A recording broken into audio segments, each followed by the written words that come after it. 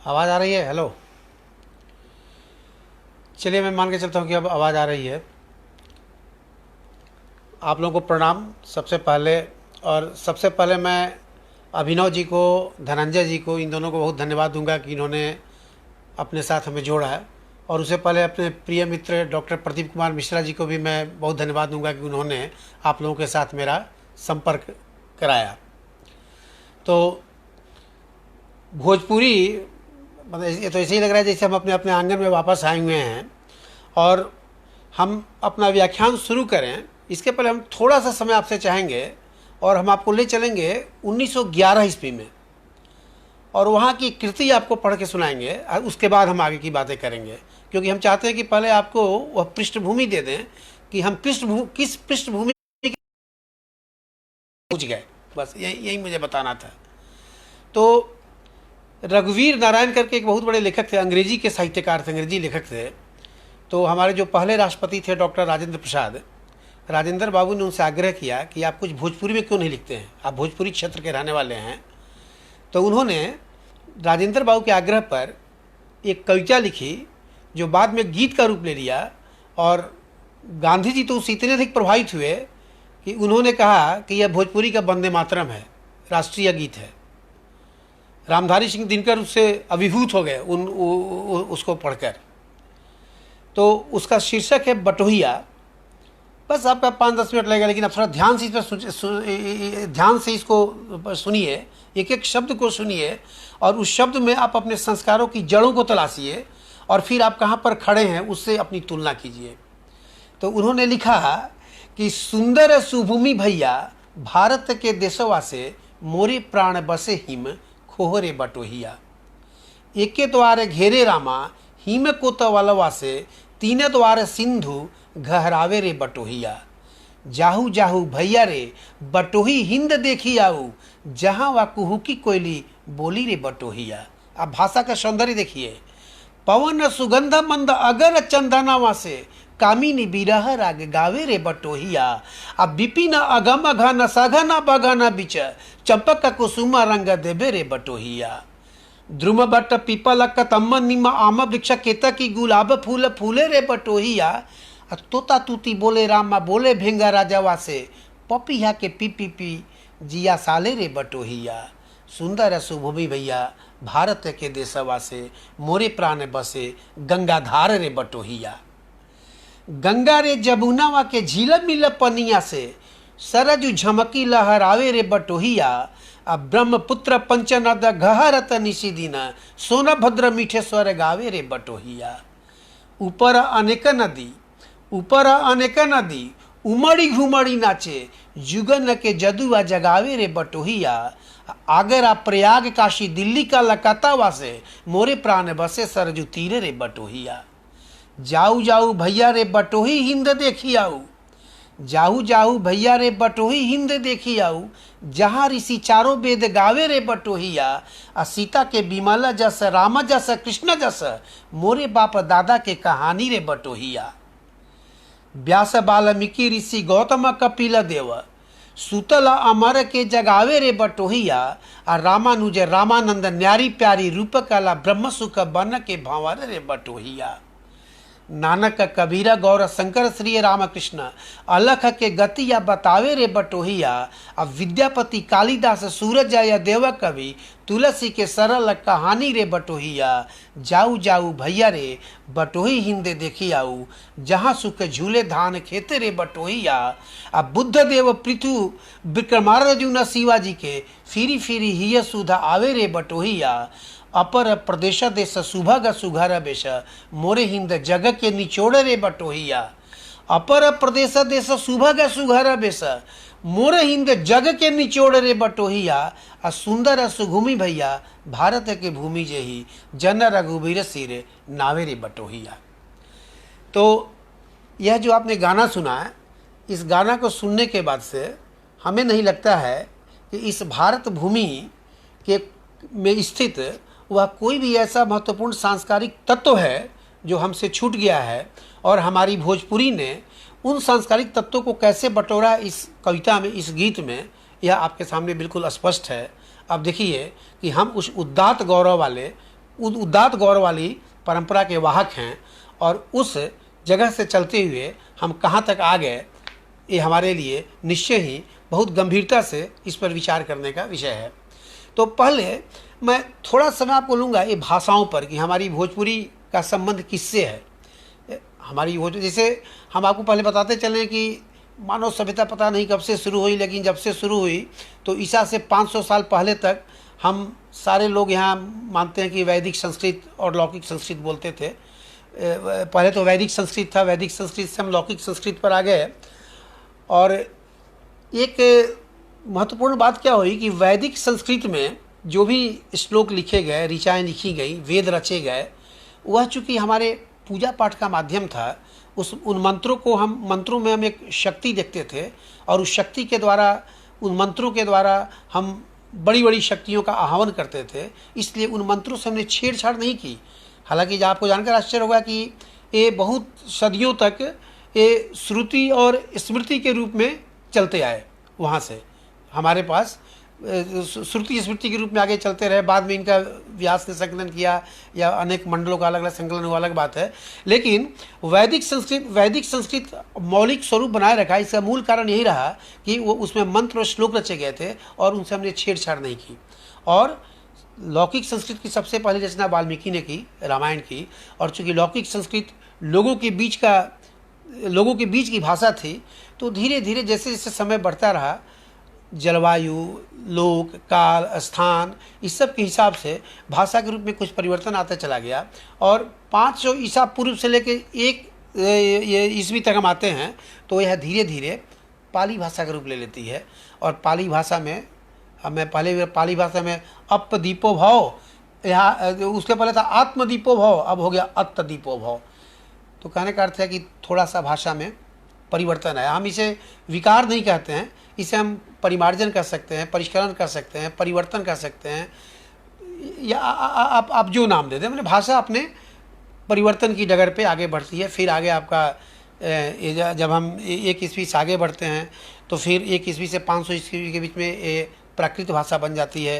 प्राकृत भाषा में फिर हमारे जैन साहित्य रचे जाते हैं और ढेर सारी इसमें बोलियाँ निकलती हैं, जिसमें से शौरसेनी है, पैशाची है, ब्राचड़ है, महाराष्ट्री है, मागधी है, अर्धमागधी है। तो ये सारी बोलियाँ ना, आप ऐसा कहिए कि ये सारी बोलियाँ उसी भाषा से निकल दी हैं।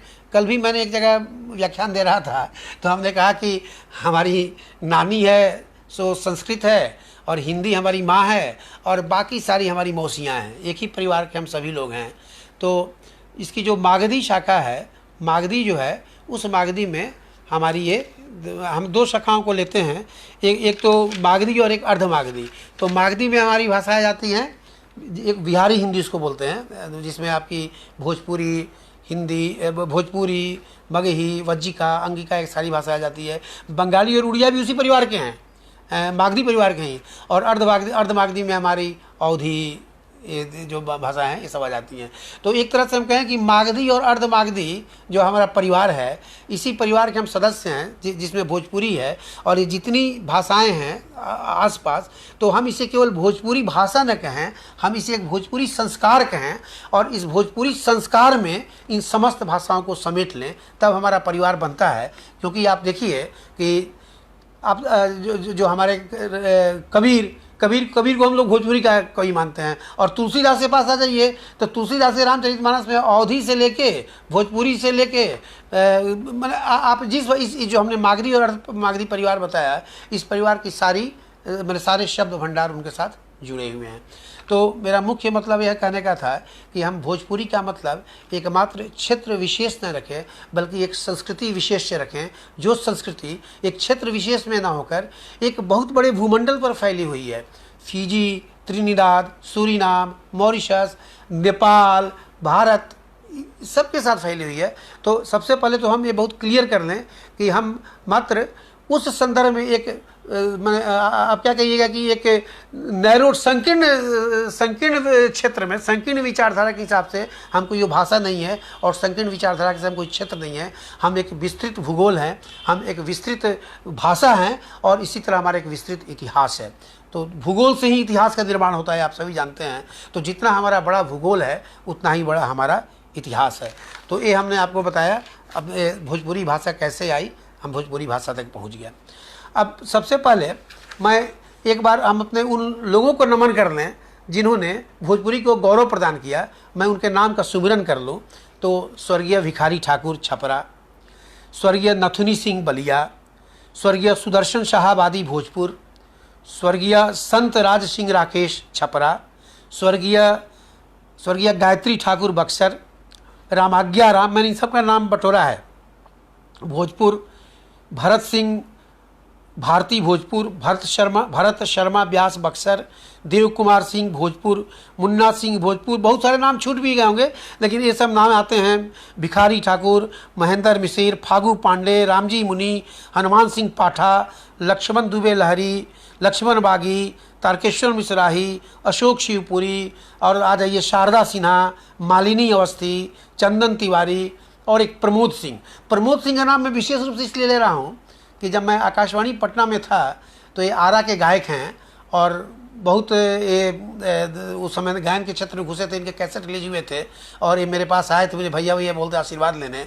तो मैंने इनसे कसम खिलवाया कि आप भविष्य में कभी भी आरा के रहने वाले भोजपुरी में अश्लील गाना नहीं कीजिएगा। और उन्होंने पटना से, मैंने जहाँ हमारा ऑफिस था उससे उत्तर में गंगा बहती है तो उत्तर दिशा में खड़े होकर कान पकड़कर उन्होंने कसम खाया कि भले मैं एक गायन छोड़ दूं, मैं भूखे मर जाऊं, लेकिन मैं भोजपुरी में कभी अश्लील गाना नहीं गाऊंगा। इसलिए मैंने यह उचित अवसर समझा उनको याद करने का और उनके प्रति अपने श्रद्धाभाव को व्यक्त करने का। तो मैं इससे आगे बढ़ूँ भोजपुरी पर कि हमारा जो क्षेत्र है, हम जब भी भोजपुरी साहित्य की बात करें, संस्कृति की बात करें, फिल्म की बात करें या कुछ भी बात करें, तो सबसे पहले हमें अपने उस विस्तृत भूगोल को देखना होगा, हमने उस विस्तृत संस्कार को देखना होगा, हमारी आंचलिकता को देखना होगा, हमारे जीवन में जो ग्राम्य जीवन का प्रभाव है उसको देखना होगा, हमें अपने खेत खलिहान को देखना होगा, अपने फसलों को देखना होगा, अपने किसान को देखना होगा, अपने पर्व त्यौहार को देखना होगा, अपने संयुक्त परिवार की व्यवस्था को देखना होगा, अपने परिवेश को देखना होगा। हमने जितने चीज़ों का नाम आपके सामने गिनाया, इन सब चीज़ों को आप जोड़ दें एक साथ, तब जो आकृति बनती है उसी आकृति का नाम है भोजपुरी। इसलिए भोजपुरी में जब भी हम सोचते हैं या बोलते हैं तो हम इन तमाम तंतुओं का, जिनकी हमने चर्चा की, उससे अपने को अलग करके नहीं सोच सकते हैं, अन्यथा हम अपनी जड़ों से कट जाएंगे, अन्यथा हम कबीर के वंशज नहीं कहलाएंगे, राहुल संकृत्यायन के वंशज नहीं कहलाएंगे, जब तक हम उस जमीन से नहीं जुड़ेंगे। तो अभी बताने के क्रम में मेरे रघुवीर नारायण का तब नाम लिए 1911 में उन्होंने गाया राजेंद्र बाबू के क्या कहते हैं अनुरोध पे। उसके बाद 1932 में भारत की दूसरी बोलती फिल्म बनी इंदर सभा। सेकंड टॉकिंग मूवी थी, दूसरी बोलता सिनेमा, और इस सिनेमा में 72 गाने थे और उन 72 गानों में 2 गाने भोजपुरी के थे। तो यदि हम यह कहें कि भारतीय सिनेमा में भोजपुरी का प्रवेश 1932 में ही हो चुका था तो हम कोई गलत बात नहीं कहेंगे। तो भोजपुरी का प्रवेश 1932 में तो हो गया, लेकिन उसके बाद बात वहीं की वहीं रह गई, आगे नहीं बढ़ी। फिर 1943 में आपके नरगिस का नाम आपने सुना होगा, नरगिस की माँ थी जद्दन बाई। तो जद्दन बाई ने एक फिल्म थी महबूब की फिल्म, महबूब के नाम था उसका तकदीर। उस तकदीर फिल्म में जद्दन बाई अड़ गई, जीत पे अड़ गई कि नहीं, इसमें हमारी भोजपुरी का गाना रहेगा ही। तो उनकी जिद के आगे मजबूर होकर फिल्म वालों ने उसमें एक भोजपुरी गाना रखा। पता नहीं ठुमरी या कोई गाना था, मुझे याद नहीं है, लेकिन उनका जद्दन बाई का गाना रखा गया। और जद्दन बाई की बड़ी इच्छा थी कि एक फिल्म भोजपुरी में भी बने, लेकिन वो फिल्म नहीं बन पाई और एक उनकी कसक उनके मन में ही रह गई और शायद उस संसार से विदा भी हो गई उस कसक के साथ, और भोजपुरी फिल्म नहीं बन सकी। अब 1960 में आइए, 1960 में क्या हुआ कि एक नई दिल्ली फिल्म बनी थी और नई दिल्ली फिल्म में पुरस्कार मिला, राष्ट्रीय पुरस्कार। और पुरस्कार पाने वाले कौन थे? तो नज़ीर भाई, नज़ीर हुसैन थे, हमारे गाजीपुर की मिट्टी में जन्मे हुए, गाजीपुर के। और वह दिल्ली आए उस पुरस्कार को लेने भारत के राष्ट्रपति से। अब भारत के राष्ट्रपति थे डॉक्टर राजेंद्र प्रसाद। अब देखिए फिर राजेंद्र बाबू कहाँ 1911 में उनको याद किए। अब चले आइए 1960 में। 1960 में जब उनको पुरस्कार दिए तो राजेंद्र बाबू बोले कि तनी भोजपुरियों के बारे में सोची नो, तनी भोजपुरियों के बारे में सोची, भोजपुरी में तनी फिल्म बनाई हो नहीं देखी। तो नज़ीर भाई को उन्होंने बड़ा उद्वेलित किया राजेंद्र बाबू ने। तो बोले कि एकदम राजेंद्र बाबू रघुआ अभी तय मान ली कि हम अभी बम्बई लौटें तर रघुआ के फिल्म के स्क्रिप्ट के जानकारी देम तबे बतियाएँ। और नज़ीर बाबू गए, नज़ीर हुसैन, और वहाँ जाकर उन्होंने बड़ी शिद्दत के साथ एक फिल्म की पटकथा लिखी। और उस पटकथा को लेकर वो बिमल राय के पास गए। तो पटकथा को लेकर जब बिमल राय के पास गए, बिमल राय ने जो पटकथा पढ़ी और बड़े प्रभावित हुए उस पटकथा से। कहा कि वाह, वो बहुत तैयार हो गए फिल्म बनाने के लिए। लेकिन उन्होंने कहा कि नहीं, ये फिल्म हिंदी में बननी चाहिए। अब यहाँ पर दोनों में गतिरोध हो गया। इन्होंने कहा कि नहीं, चाहे फिल्म नहीं बने लेकिन ये जब भी बनेगी, आज ना बने कल बने, 10 साल बाद बने, या हमारे जीते जी ना बने, लेकिन जब भी बनेगी तो ये भोजपुरी में ही बनेगी। अब पैसे की ज़रूरत थी, पैसा कहाँ से आए उसके लिए, उस फिल्म के लिए। तो एक कोयला व्यापारी मिले, उनका नाम था विश्वनाथ प्रसाद शाहाबादी। मैं इस चीज़ का उल्लेख इसलिए कर रहा हूँ आप लोगों से कि आजकल लोग कहते हैं ना कि बाजार और मुनाफा कमाने के चक्कर में हमारी फिल्में, हमारे गाने, हमारे संस्कार विकृत होते जा रहे हैं। तो उसीलिए मैंने इस उदाहरण को चुना है आपको समझाने के लिए कि कोयला के व्यापारी ने, शाहाबादी साहब ने तैयार हुए कि हम जो है सो इस फिल्म को प्रोड्यूस करेंगे, मैंने इस फिल्म के लिए पैसा लगाएंगे। और बनारस के कुंदन शाह ने कहा कि हम इस फिल्म को डायरेक्ट करेंगे, निर्देशन करेंगे। तिकड़ी आ गई, जम गई इनकी फिल्म का सारी योजनाएं बनने लगी। एक एस्टीमेट बना, प्राकलन 1.5 लाख का योजना बना, इनकी योजना 1.5 लाख की बनी। और इसके बाद फिल्म पर निर्माण काम शुरू हुआ। शुरू होते होते होते 5 लाख रुपये उसमें खर्च हो गए और ये जाके 1962 में इनकी फिल्म तैयार हुई। अब देखिए, ये ध्यान दीजिए, 1932 से 1962 का ज़माना बीत गया और इस बीच में एक भी भोजपुरी फिल्म नहीं बनी, केवल उसके जो जद्दन भाई का गाना था। और इस बीच में मेरे पास आंकड़ा है, इस साल के बीच में गुजराती फिल्में 103 बनी, पंजाबी फिल्में 9 बनी, आसामी फिल्में 26 बनी और उड़िया फिल्में 18 बनी। अब सोचिए हम कहाँ पे खड़े हैं। तो 1962 में जब ये पहली फिल्म बनी और रिलीज हुई तो बैलगाड़ी पर महिलाएं लद कर जाने लगी सिनेमा हॉल में। फिल्म का नाम था हे गंगा मैया तो हे पियरी चढ़ाइबो। और इस फिल्म में ऐसी धूम मचाई और राजेंद्र बाबू इन फिल्म को देख के, इस फिल्म में जो सामाजिक जीवन का जो रस था, भोजपुरी संस्कृति का जो अविरल प्रवाह था, उस प्रवाह को देखकर राजेंद्र बाबू इतने उद्वेलित हुए कि उन्होंने नज़ीर हुसैन को एक चिट्ठी लिखी और उन्होंने कहा कि मैं एक एक कलाकार से मिलना चाहता हूं और आप सारे कलाकार को दिल्ली लेकर आइए, वो हमारे विशेष अतिथि होंगे और हम उन सबसे मिलकर बात करेंगे। 1 मार्च 1963 का दिन तय हुआ कि उस दिन ये लोग राजेंद्र बाबू के घर जाएंगे, वहाँ मिलेंगे। सारा ये हो गया, सारी योजना बन गई, सारी तैयारी हो गई। 1 मार्च 1963 को फिल्म के सारे निर्देशक, अभिनेता, अभिनेत्री, जो भी पूरी टीम थी, यूनिट, इन सब की बैठक तय हो गई। लेकिन दुर्भाग्य से ठीक एक दिन पहले 28 फरवरी को राजेंद्र बाबू का निधन हो गया। ये दुनिया छोड़ के चले गए। लेकिन उनकी प्रेरणा से ये जो फिल्म बनी, यह भोजपुरी फिल्म के इतिहास में एक मील का पत्थर बन के चली गई। और अब मैं आपको बता रहा हूँ आगे क्या हुआ कि 1.5 लाख की बजट की फिल्म 5 लाख में बनी और उसकी कमाई हुई 80 लाख रुपए। न कोई लहंगा गिरा, न कोई चोली खुली, न कोई चुम्मा लिया गया और ये फिल्म 80 लाख रुपया कमा के चले आई उस ज़माने में 1962 में। और विशुद्ध अपने सांस्कृतिक परिवेश में ये फिल्म चली। इसलिए ये जो भी हम तो इनका नाम ही रख दिए कि लहंगा छाप हीरो और चोली छाप हीरो, ये उसी छाप के हीरो हीरोइन और गायक हैं।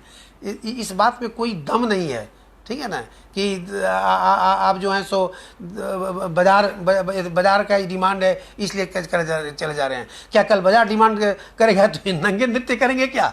जो ऐसे गाने गा रहे हैं और ऐसे अश्लील चीज़ परोस रहे हैं, क्या यदि इनसे कल बाजार डिमांड करे कि मैं तुमको 1 करोड़ रुपया देता हूँ तो क्या नंगा नृत्य करेंगे, नंगे नाचेंगे? इसलिए इन सब चीज़ों में कोई दम नहीं है। तो ये मैंने आपको बताया। अब मुझे लगा कि ये उचित समय है कि मैं इस चीज़ को बताऊं। और अब आइए थोड़ा हम भोजपुरी जो फिल्में निकलती हैं और भोजपुरी के जो दर्शक हैं, मैं बहुत ज़्यादा समय नहीं लूँगा क्योंकि मेरे पास कुछ, तो मैं उनसे बड़ा आग्रह किया था कि मुझे उतना समय नहीं है, मैं आपसे थोड़ी देर रूबरू होऊंगा। थोड़ा 2 मिनट के लिए आप सोचिए कि जो भोजपुरी फिल्में बनती हैं उसे देखता कौन है? ये बहुत गंभीर विषय में उठा रहा हूँ, बहुत गंभीर प्रश्न उठा रहा हूँ। आप अपनी तुलना गुजराती थिएटर से और पारसी थिएटर से और बंगाली थिएटर से करने के लिए आगे बढ़ जाते हैं, लेकिन कभी अपने गिरेबान में झांक के देखिए ना कि बंगाली थिएटर के पोषक कैसे लोग हैं, पारसी थिएटर के पोषक कैसे लोग हैं, बंगाली थिएटर के पोषक कैसे लोग हैं और भोजपुरी सिनेमा के पोषक कैसे लोग हैं। मेरा कहना है कि यदि इस पूरे, मैं केवल भारत की बात कर रहा हूँ, यदि पॉपुलेशन जिन क्षेत्रों को आप भोजपुरी क्षेत्र कहते हैं, वो क्षेत्र वही क्षेत्र है जहाँ लोग बचे हुए लोग रह गए हैं, नहीं तो हमारे अधिकांश लोग बाहर चले गए हैं, पूरे देश में छितरा गए हैं। तो उन सारे छितराई हुए आबादी को भी हम अपनी भोजपुरी आबादी में मान लें तो आप ये मान कर चलिए कि मात्र उस आबादी का 20% ही भोजपुरी सिनेमा देखता होगा। मेरा अपना आकलन है भैया। आप में देखिए ना, चारों जाके देखिए, हम में से कितने लोग अपने परिवार को लेकर जाते हैं भोजपुरी सिनेमा देखने?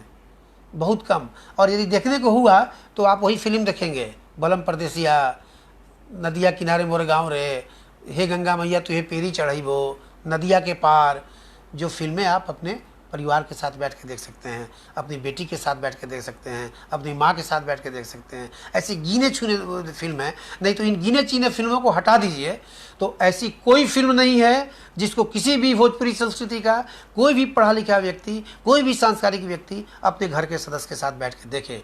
तो फिर क्यों देखेगा? प्रश्न, वो क्यों देखेगा?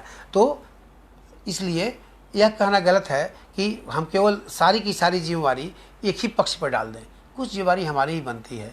हमारा राजेंद्र बाबू ने भी कहा था, जब ये बात हुई थी उनकी नज़ीर हुसैन से, तो उन्होंने कहा था कि क्योंकि उस समय फिल्में ज़्यादातर साहित्य पर आधारित बनती थी, बड़े बड़े साहित्यकारों के कृति पर बनती थी, तो नज़ीर हुसैन साहब ने कहा था कि साहब भोजपुरी में साहित्य में तो ऐसा कुछ है नहीं कि जिसके आधार पर हम फिल्म बनाए, क्योंकि जो थोड़े बहुत चीज़ें थे भिखारी ठाकुर को हटा दीजिए तो शून्य है, कि इन्होंने भी थोड़ा बहुत नाटक वगैरह लिखे थे।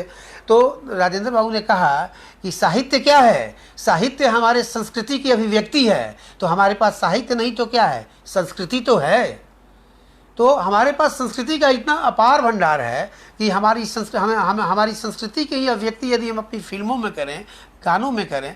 आप देखिए ना, हमारे जो संस्कार हैं जन्म से लेकर मृत्यु तक, कोई एक ऐसा संस्कार बताइए जिस पे हमारी भोजपुरी माटी की सुगंध उसमें ना हो, उसमें गाने ना हो।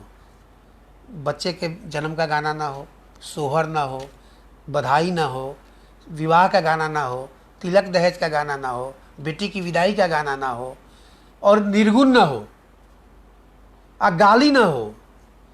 राम जी से पूछेली जनकपुर के नारी बता द बबुआ, लोग काहे देला गारी बता द बबुआ।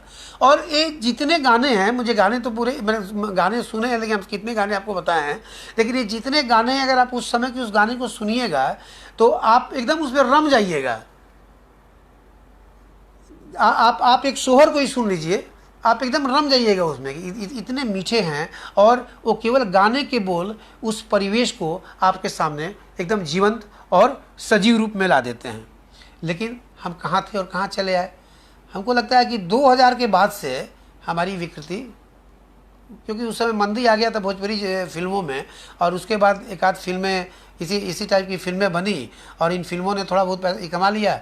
अच्छा, बाहर क्या होता है आप देखेंगे, मुझे तो लगता है, मैं हालांकि मैं किसी राजनीतिक विचारधारा से संबद्ध नहीं हूँ, लेकिन एक मुझे मार्क्स की बात लगती थी कि उसने कहा था कि जब मजदूर दिन भर थक के आता है और अपने घर में आता है तो अपनी पत्नी की गोद में अपना सर रख के जब सोता है तो उस सारे शोषण को भूल जाता है। तो इस आधार पर उसने कहा था कि या इसके धर्म के बारे में, जब मंदिर में जाता है, भगवान के पास जाता है तो सारे शोषण भूल जाता है। तो उसने कहा था कि ये पूंजीपतियों के द्वारा एक पोषित संस्था है, जो संस्था उनके शोषण के लिए एक नई ऊर्जा देती है। तो हमें तो लगता है कि वो मार्क्स सही हुए या गलत हुए, लेकिन उसका उपयोग इन चोली और लहंगा वालों ने खूब उठाया। इन्होंने क्या किया, हमारे मजदूर, देखा कि मजदूर जब घूम फिर के जाता है और जब वो रात में, सभी मजदूर झुंड में रहते हैं कहीं ना कहीं, जो जहाँ जो मजदूरी कर रहे हैं और वहाँ जाते हैं, और उसके बाद उनको शाम में मनोरंजन के लिए, तो इन्होंने क्या किया, कुछ ऐसा मनोरंजन का तड़का परोस देते हैं कि जिसमें वो अपना दिन भर का थकान भूल जाए। लेकिन वह इस बात को भूल गए कि हमारी इतनी गौरवमयी परंपरा थी कि हमारे जो मजदूर मॉरिशस गए, हमारे जो मजदूर फिजी गए, जो गिरमिटिया मजदूर के गए, वो हाथ में रामचरितमानस की पोथी लेके गए, वो अपनी अवधि को लेके गए, वो अपनी ब्रजभाषा को लेके गए, वो अपनी भोजपुरी को लेके गए, वो अपनी अंगिका को लेके गए, वो अपनी बज्जिका को लेके गए, वो अपनी मैथिली को लेके गए, वो अपने जिसको हम पूरा भोजपुरी संस्कार कहते हैं, उस भोजपुरी संस्कार को लेके गए। और देखिए वो आज कहाँ चले गए और ये कहाँ चले गए। इसलिए मैं फिर से इस चीज़ में विश्वास नहीं करता हूँ कि अब बताइए कि आप बगल के राज्य में देखिए ना, आप देखिए उड़ीसा में। आज मेरे एक मित्र बेहरा जी से बात हो रही थी तो मेरे मन में अचानक आया, मैंने पूछ लिया उनसे कि ये बताइए कि आपके भाषा में, आपकी भाषा में, उड़िया में अश्लील गाने गाए जाते हैं कि नहीं? तो बोले कि नहीं, हमारे यहाँ उड़िया में बहुत कम मिलेगा, नहीं के बराबर मिलेगा। बंगाली में भी कमोबेश यही हाल है। तो हम सलील से अश्लील पे चले गए। और देखिए हमारे बगल के ही उसी परिवार के जो लोग हैं वहाँ पर कोई अश्लीलता नहीं है। हमें तो लगता है, मुझे तरस भी आती है, मैं आपको क्या कहूँ कि दो जगह ऐसा मिलता है, एक भोजपुरी क्षेत्र और एक हरियाणा का क्षेत्र, हरियाणवी। इन दो जगह, बाकी भाषाओं में होगी, लेकिन मैं देखता हूँ इन दो भाषाओं में अश्लीलता का सबसे ज़्यादा प्रभाव है। और जबकि सबसे दुर्भाग्य या सौभाग्य की बात है कि ये दोनों क्षेत्र ऐसे हैं जहाँ पे वेदों की रचना हुई। कहीं ऋग्वेद रचा गया, कहीं यजुर्वेद रचा गया, कहीं अथर्ववेद रचा गया, कहीं सामवेद रचा गया। और उस वेद की भूमि की यह दुर्दशा है। और उस दुर्दशा को बढ़ावा देने वाले जो लोग आपके वहाँ बैठे हैं, प्रोड्यूसर हैं, लेखक हैं, फिल्मकार हैं, तो अब आप देखिए कि इन्होंने अपनी भूमि की क्या लाज रखी। तो सबसे पहले यदि हम कोई आंदोलन छेड़ें तो सबसे पहली बात है ना कि हमें अपने घर में दिया जलाकर आगे बढ़ना चाहिए। मैं कभी कभी बोलता हूँ लोगों से कि भाई हम तो दोगले समाज में रहते हैं, हमारी पीढ़ी की पूरी पीढ़ी दोगली है। क्यों? क्योंकि हमारे कथनी और करनी में अंतर है। हम जो हैं, एक बच्चे को शुरू से लेके अंत तक, जब बच्चा घर में जन्म, उसको यही पढ़ाते हैं कि झूठ मत बोलो, हमेशा सच बोलो, चोरी मत करो, बेईमानी मत करो, भाई आपस में मिल के रहो, घूस मत लो। और वो बच्चा जब रात में सोता है तो उसको देखता है उसकी माँ बाप मिलकर चाचा से कैसे बेईमानी करने इसकी पूरी योजना बना रहे हैं। आप सोचिए कि उसको जो आपने शिक्षा दी उस पर क्या असर पड़ता होगा। और जब बच्चा बड़ा होकर पढ़ लिख कर जब घर पहुंचता है और अपने बड़े बुजुर्गों के पाँव छूता है, आशीर्वाद लेता है कि मुझे नौकरी मिल गई है, जा रहा हूँ, तो उन बुजुर्गों का पहला सवाल क्या होता है कि हो ऊपर की आमदनी कितना बा? बताइए उसको कितना एक सांस्कृतिक मैंने उस शोक में डूबता है। और उसे अपनी हमारी पीढ़ी उससे कितनी दोगली दिखाई पड़ती होगी कि यह व्यक्ति मुझे बचपन से लेके आज तक यही सिखाता रहा कि घूस मत लो, और जब आज नौकरी मिली है, इस तरह पाँव छूने गए हैं, तो ये बोलता है कि ऊपर की आमदनी कितना बा। तो सबसे पहले हमें अपने घर से प्रारंभ करना होगा, कथनी और करनी के भेद को दूर करना होगा। हमें अपने एग्जाम्पल से, उदाहरण को प्रस्तुत करके हमें नेतृत्व देना होगा, आगे बढ़ना होगा। उसके बाद हमें अपने लोगों में अपने साहित्य को, अपने संस्कृति को बढ़ावा देना होगा। हम तो कहते हैं ना कि वसंत पंचमी के दिन आप सब कोई एक आंदोलन छड़िए कि वसंत पंचमी के दिन सब कोई अपने अपने घर में एक अपने संस्कृति से संबंधित कोई पुस्तक खरीद के अपने बच्चे को दे पढ़ने के लिए, और आप आगे बढ़ें। उसे पुस्तक दिवस, संस्कार दिवस के, वसंत पंचमी को संस्कार पंचमी के रूप में मनाएं, आगे बढ़ें। उसके बाद विरोध करें जहाँ भी इस तरह की कोई आप देखते हैं अश्लीलता है। हम तो एक बात मैं आपको बताता हूँ कि इस समाज में जो सक्रिय दुर्जन है उससे ज़्यादा खतरनाक निष्क्रिय सज्जन है। सज्जनों की निष्क्रियता इस समाज के लिए सबसे ज़्यादा घातक है। इसलिए यदि आप अपने को सज्जन बोलते हैं और निष्क्रिय हैं तो समझिए कि इस समाज के लिए आप एक दाग हैं। बहुत स्पष्ट शब्दों में मैं बोल रहा हूँ, कहीं भी उस चीज़ का विरोध कीजिए। मैं आपको एक उदाहरण देता हूँ। एक संगीता शर्मा नाम की छोटी सी छात्रा थी, वो स्कूल आती जाती थी, टेम्पू वालों ने, टेम्पू पर जाती थी और टेम्पू में पटना में जो गाने बजते थे अश्लील गाने, वो वहीं जो छाप की मैंने लिखी, वह लड़की आजीज हो गई और एक दिन वो टेम्पू से आना छोड़ दी। बाद में वो साइकिल उसको मिला, सरकार ने साइकिल और इसकी व्यवस्था की थी और उस साइकिल से तो बगल से टेम्पू फिर गुजरे और गाना गाने। तो एक दिन वह पटना की सड़क पर बैठ गई और कही कि ये सीएम अंकल, ये अपनी साइकिल लो और ये अपनी किताब लो, लेकिन पहले एक गाना बंद कराओ। और उस लड़की के इस विरोध का असर यह हुआ कि बाद में पटना में ऑटो पर आज बिल्कुल प्रतिबंध है। इस तरह के कोई अश्लील गाने आप किसी भी ऑटो में नहीं सुनेंगे। तो एक छोटी सी बेटी जब इतना बड़ा काम कर सकती है, तो यदि आप सभी मिल जाएं तो आप क्यों नहीं कुछ कर सकते हैं। हमने उत्तर प्रदेश में सुना कि कुछ एक ऑपरेशन डिस्ट्रॉय करके कुछ एक चला था पुलिस ने, कि जो पुराने इस तरह के कैसेट मिलते थे उन कैसेटों को नष्ट कर देते थे, ध्वस्त कर देते थे।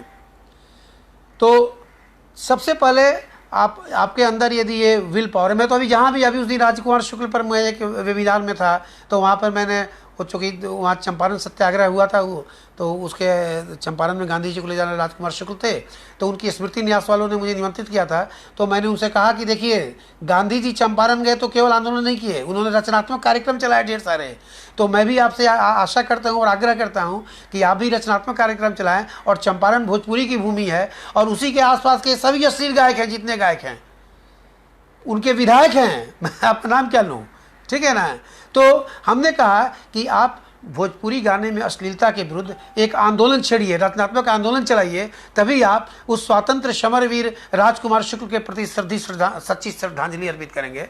और उन्होंने मुझे इस बात का पूरा भरोसा दिया है कि वो शीघ्र ही कस्तूरबा विद्यालय की छात्राओं के साथ लेकर 500 छात्राओं को लेकर एक जुलूस निकालने वाले हैं और जुलूस निकालकर इस समस्या को पूरी जनता के सामने लाएंगे और वह एक जन जागरण। मैंने उनको कहा कि अभी जो स्वच्छता अभियान चल रहा है भारत सरकार का, तो उसी के साथ आप भोजपुरी का सांस्कारिक स्वच्छता अभियान चलाइए, सांस्कारिक सफाई अभियान चलाइए। तो उन्होंने मुझे इसका पूरा भरोसा दिया है। कल मैं एक लेख्य मंजूषा पर बोल रहा था, आप देखेंगे मेरे फेसबुक पर, तो उसमें भी मैंने उस लेख्य मंजूषा साहित्यिक संस्था है उनसे मैं आग्रह किया कि भाषा के संस्कार को ये कीजिए। आजकल बहुत लोग भाषा में कुछ उटपटांग गाली दे देते हैं और बाद में बताते हैं कि हमारी भाषा में इस गाली का अर्थ है। अरे मूर्ख, तुम्हारी भाषा में तो गाली का शब्द है ही नहीं, ये गाली शब्द तो विदेशी लाए हमारे यहाँ। हमारी किसी भी भाषा में, जो हमारी मौलिक भाषा है, चाहे संस्कृत का कोई ग्रंथ पढ़ रहे हो आप लोग, बड़े बड़े विद्वान लोग सुन रहे हैं, आप किसी भी भाषा में कोई गाली निकाल दीजिए तो मैं आपका आभार व्यक्त करूंगा, मैं भी जान लूँगा। मुझे आज तक हमारे किसी भी भाषा के साहित्य में या भाषा के इसमें गाली शब्द नहीं मिला है। एक गाली मिला है, मैंने कल भी इसका स्पष्टीकरण दिया, साला। और साला क्या है, तो जब समुद्र का मंथन हुआ तो उसमें श्याला नाम का एक शंख मिला, तो वह शंख उसको लक्ष्मी का भाई माना गया। तो विष्णु की पत्नी लक्ष्मी के भाई वो शंख श्याला थे, इसलिए उस साला के रूप में पूजित हुए। तो यह साला जो है हमारे रिश्ते में बड़ा ही पवित्र रिश्ता है। तो इसे हम इसे हम गाली के रूप में नहीं ले सकते हैं। तो उन्होंने भी हमें यह आश्वासन दिया है कि वह इस पर एक आंदोलन करेंगे और इसे एक समाज के हर तबके के पास ले जाएंगे। तीसरी बात क्या है कि आप लोग समय समय पर हमारे बड़े बड़े, आप देखिए ना, प्रकाश झा भोजपुरी क्षेत्र के रहने वाले हैं, इतने बड़े निदेशक जिनकी फिल्में कांस फेस्टिवल और फ्रांस में और कहाँ धूम मचाती है, क्या आप एक भोजपुरी फिल्म डायरेक्ट नहीं कर सकते हैं? मनोज वाजपेयी, फैंटास्टिक एक्टर, खाटी भोजपुरिया, जिस पर ये सब मैं ऐसे नाम ले रहा हूँ जो एक मील के स्तंभ हैं, तो क्या अपनी भाषा में ये कोई फिल्म नहीं बना सकते हैं? एक दिन जाके भूख हड़ताल कीजिए उनके घर पे, उनके सामने बैठिए कि कुछ अपनी भोजपुरी के लिए भी आप कुछ योगदान कीजिए, एक भोजपुरी फिल्म बनाइए। भोजपुरी जैसे नजीर हुसैन ने किया, तो उस इतिहास को आप एक बार दोहराइए और एक कम से कम ऐसी फिल्म बना के यहाँ रख दीजिए ताकि इन अंधों की आँख खुले और ये जाने कि इनके लहंगा चोली से बहुत ऊपर कोई चीज़ है। मुझे तो इसमें से बहुत लोगों का नाम ही नहीं पता है। मैं चूँकि जब से अभिनव जी ने बोला कि करना है, तो मैं कुछ देख रहा था, तो कुछ मैं नाम देख रहा था, तो हमको लगा कि अरे इनका कुछ मैं जानता ही नहीं, कोई नहीं जानता है, इनकी कोई पूछ नहीं है, और इनसे हमें डरने और घबराने की ज़रूरत नहीं है। मैं आपको बता देता हूँ। आप देखिए कि जो होठों पे जो गीत सदियों तक बसे रहते हैं, वो गीत वही होते हैं जो हमारी आत्मा से निकलते हैं, जो हमारे मन की मिठास लेकर निकलते हैं। ये गीत कभी पुराने नहीं होते हैं।